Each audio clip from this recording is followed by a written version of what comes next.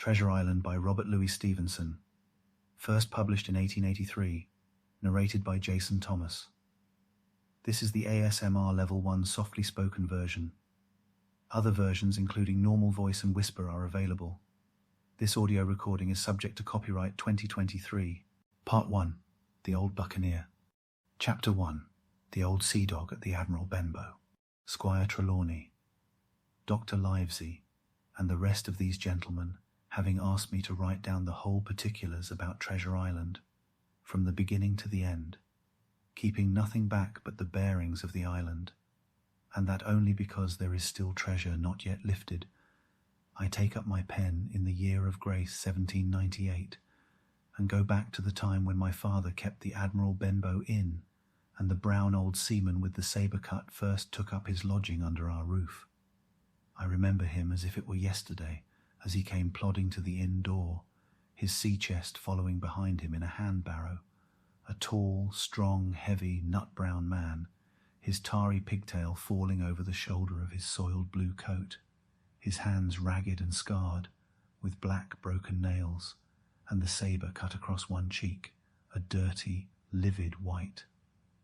I remember him looking round the cove and whistling to himself as he did so, and then breaking out in that old sea song that he sang so often afterwards, 15 men on the dead man's chest, yo-ho-ho and a bottle of rum, in the high old tottering voice that seemed to have been tuned and broken at the capstan bars. Then he rapped on the door with a bit of stick like a handspike that he carried, and when my father appeared, called roughly for a glass of rum. This, when it was brought to him, he drank slowly like a connoisseur, lingering on the taste and still looking about him at the cliffs and up at our signboard. "This is a handy cove," says he at length, "and a pleasant sitiated grog shop. Much company, mate?" My father told him no, very little company. The more was the pity. "Well then," said he, "this is the berth for me. Here you, matey," he cried to the man who trundled the barrow. "Bring up alongside and help up my chest. I'll stay here a bit," he continued. "I'm a plain man. Rum and bacon and eggs is what I want, and that head up there for to watch ships off. What you mought call me? You mought call me captain. Oh, I see what you're at there." And he threw down 3 or 4 gold pieces on the threshold. "You can tell me when I've worked through that," says he, looking as fierce as a commander. And indeed, bad as his clothes were and coarsely as he spoke, he had none of the appearance of a man who sailed before the mast, but seemed like a mate or skipper accustomed to be obeyed or to strike. The man who came with the barrow told us the mail had set him down the morning before at the Royal George, that he had inquired what inns there were along the coast, and hearing ours well spoken of, I suppose, and described as lonely, had chosen it from the others for his place of residence. And that was all we could learn of our guest. He was a very silent man by custom. All day he hung round the cove or upon the cliffs with a brass telescope. All evening he sat in a corner of the parlour next the fire and drank rum and water very strong.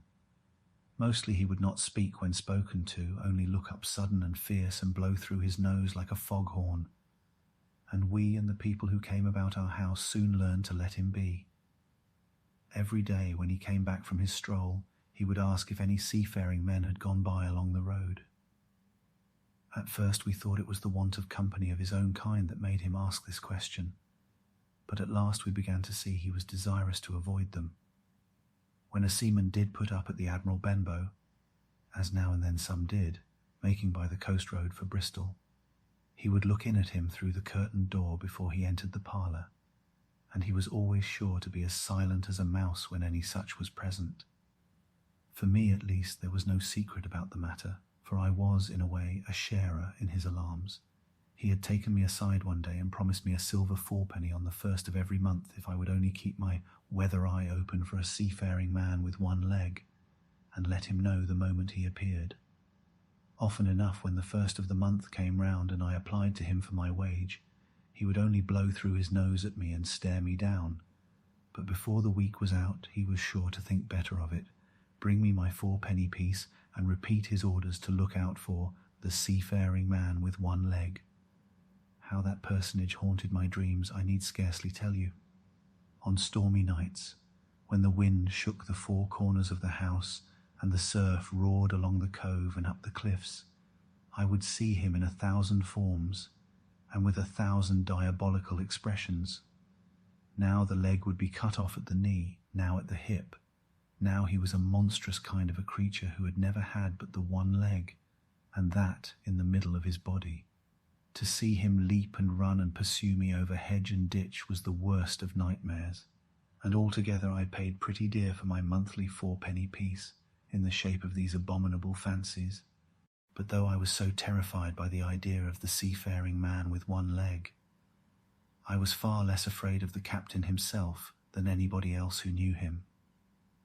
There were nights when he took a deal more rum and water than his head would carry, and then he would sometimes sit and sing his wicked, old, wild sea songs, minding nobody. But sometimes he would call for glasses round and force all the trembling company to listen to his stories or bear a chorus to his singing.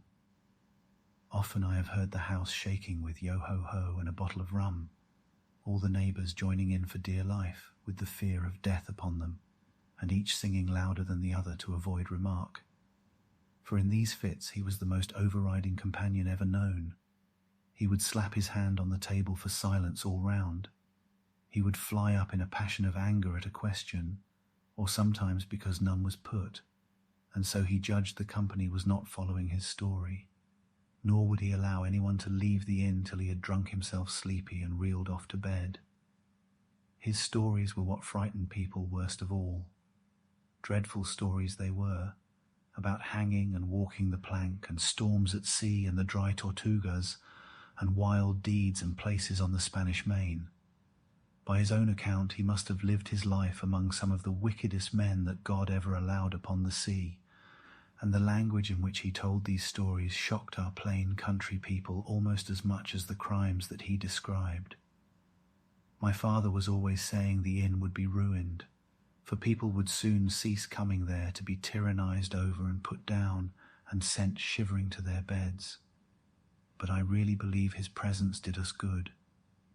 People were frightened at the time, but on looking back they rather liked it.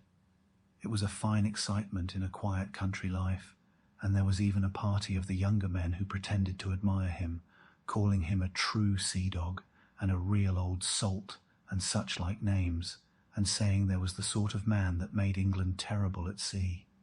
In one way, indeed, he bade fair to ruin us, for he kept on staying week after week, and at last month after month, so that all the money had been long exhausted, and still my father never plucked up the heart to insist on having more. If ever he mentioned it, the captain blew through his nose so loudly that you might say he roared and stared my poor father out of the room. I have seen him wringing his hands after such a rebuff, and I am sure the annoyance and the terror he lived in must have greatly hastened his early and unhappy death. All the time he lived with us, the captain made no change whatever in his dress, but to buy some stockings from a hawker.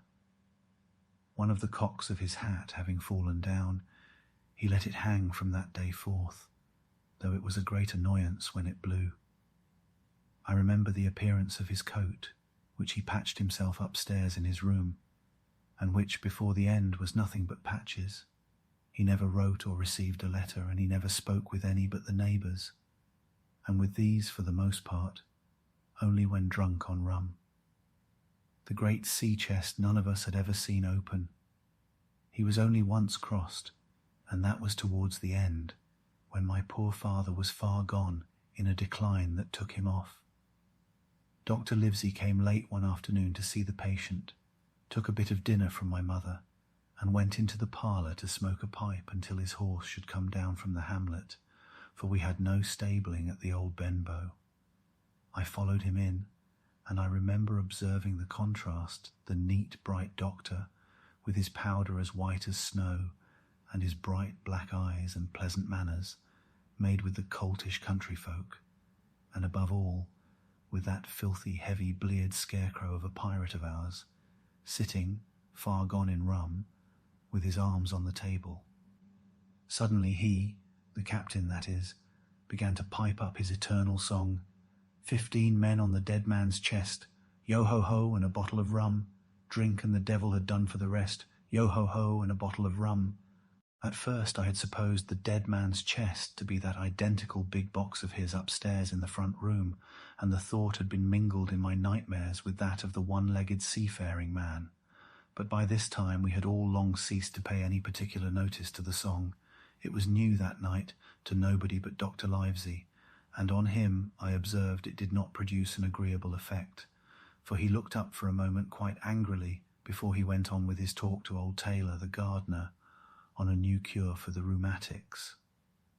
In the meantime, the captain gradually brightened up at his own music, and at last flapped his hand upon the table before him in a way we all knew to mean silence. The voices stopped at once, all but Dr. Livesey's. He went on as before, speaking clear and kind, and drawing briskly at his pipe between every word or two. The captain glared at him for a while, flapped his hand again, glared still harder, and at last broke out with a villainous low oath. "Silence there, between decks."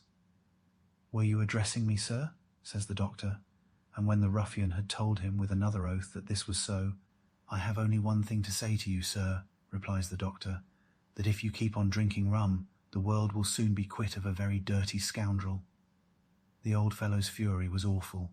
He sprang to his feet, drew and opened a sailor's clasp knife, and balancing it open on the palm of his hand, threatened to pin the doctor to the wall.